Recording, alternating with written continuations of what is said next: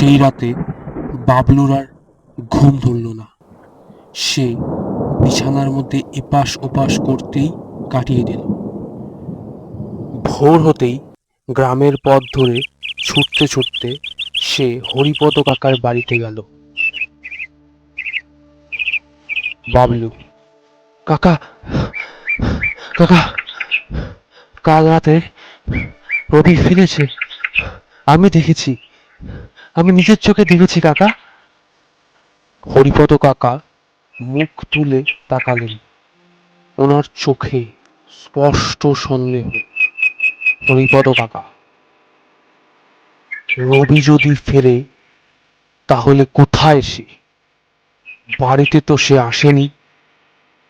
হ্যাঁ রে বাবলু, তুই কি সত্যি দেখেছিস? বাবলু কাপা গলায় সব বলে দেয়।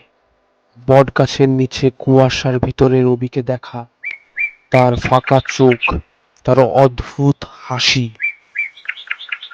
এসব শুনে কাকার মুখেরও রং বদলে যায়। হরিপদ কাকা: ওটা রবি না রে, ওটা হলো ওর ছায়া, যে সত্তা ওই বুড়ির কাছে আটকে গেছে। এই কথা শোনার পর থেকে বাবলুর বুক ধক ধক করতে শুরু করে। সে ভয় পেয়ে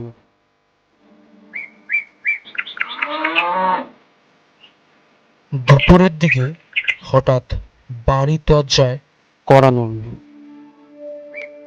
হরিপদ কাকা দরজা খুলতেই দেখলেন রবি দাঁড়িয়ে আছে, ঠিক নিখুঁত ভাবে আগের মতোই। রবি: কাকা, আপনি কি ভয় পেয়েছিলেন? আমি তো আছি, কোথাও যাইনি। কিন্তু তার ভিতর কিছু একটা যেন অন্যরকম। চোখ দুটি অদ্ভুত স্থির, শরীরের চলাফেরা কেমন যেন যান্ত্রিক রকমের। বাবলু ভিতর থেকে তাকিয়েছিল। সে দেখতেই চমকে উঠল। বাবলু: রবি, তুই তুই তুই ঠিক আছিস তো? রবির পাশ থেকে কোনো কথা নেই, শুধু ঘাড় কাত করে আর হাসে। রাতের বেলা সবাই যখন খেতে বসলো, তখন রবি ঠিকমতো খেতেও পারছিল না। চামচ মুখে তুলতেই সেটা হাত থেকে পড়ে গেল। হরিপদ কাকা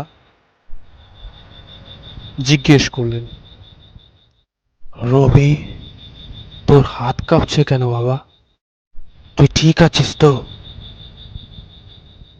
রবি হাসল আর বলল: হ্যাঁ, আমি ঠিকই আছি।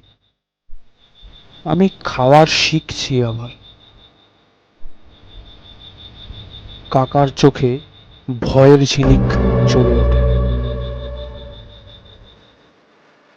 রাত বাড়ার সাথে সাথে রবির আচরণ আরো বদলাতে থাকে। সে বাড়ির চারপাশে চুপচাপ ঘুরে বেড়ায়, কখনো আবার গাছের দিকে তাকিয়ে বসে থাকে, কখনো আবার নিজের ঘরে বসে দেওয়ালের দিকে তাকিয়ে ফিসফিস করে। বাবলু এক রাতে শুনল রবি যেন আরেকজনের সাথে কথা বলছে, কিন্তু সে ঘরে তো কেউ নেই। রবি: না, আমি যাব না, আমাকে ছেড়ে দাও, আমি যাব না। তারপর রবির হঠাৎ চিৎকার, বাঁচাও!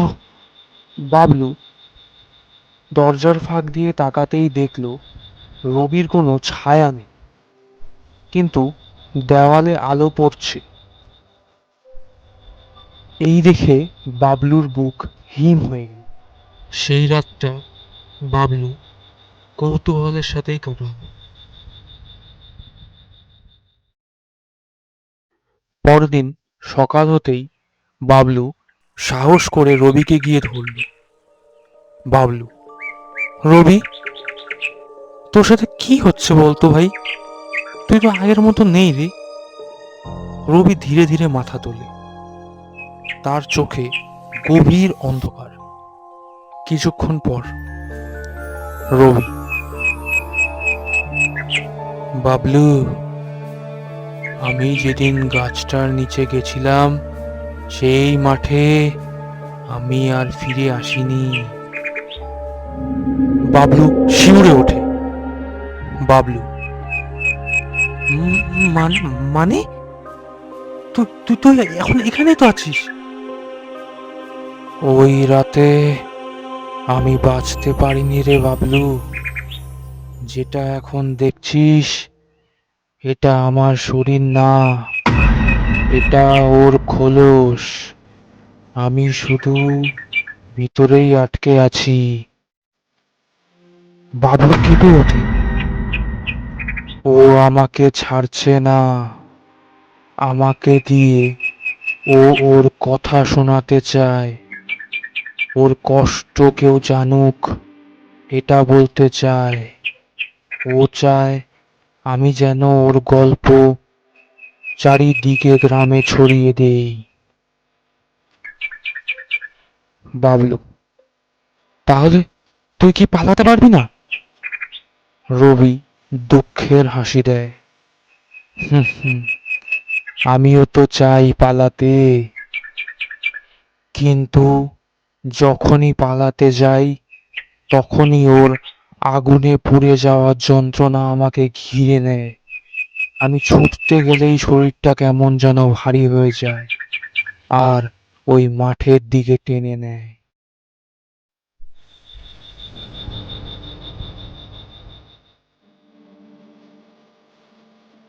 বাবলু সেই রাতে হরিপদ কাকার সাহায্য চাইল। কাকা বললেন, ওকে মুক্তি দিতে হলে ওর কথা সত্যি মানুষের কাছে পৌঁছে দিতে হবে। ওর যা যন্ত্রণা ছিল সেটা যদি বলা হয় তাহলেই ও শান্তি পাবে। পরদিন রাতে গ্রামের মাঝখানে আগুন জ্বালানো হলো। সবাইকে ডেকে শোনানো হলো সেই বুড়ির সত্যিকারের গল্প। গল্প বলা যখন চলছিল ঠিক তার পরপরই যেন সেখানকার বাতাস বদলাতে শুরু করলো। হঠাৎ ঠান্ডা হাওয়া শুরু হলো, যেন কেউ কাছাকাছি দাঁড়িয়ে আছে। ঠিক তখনই রবি কাঁদতে কাঁদতে মাটিতে লুটিয়ে পড়ল। রবি, ও হাসছে, ও হাসছে বাবলু, আমার হালকা লাগছে, আমি যাচ্ছি, আমি যাচ্ছি বাবলু। ওর গলা ধীরে ধীরে মিলিয়ে যেতে থাকে। বাবলু লক্ষ্য করে রবির পিঠের পিছনে এক ম্লান বুড়ির ছায়া দাঁড়িয়ে। তারপর সেই ছায়া রবিকে ভিতরে জড়িয়ে ধরে। দুজন যেন একসাথে কুয়াশার মতো মিলিয়ে যায় বাতাসে।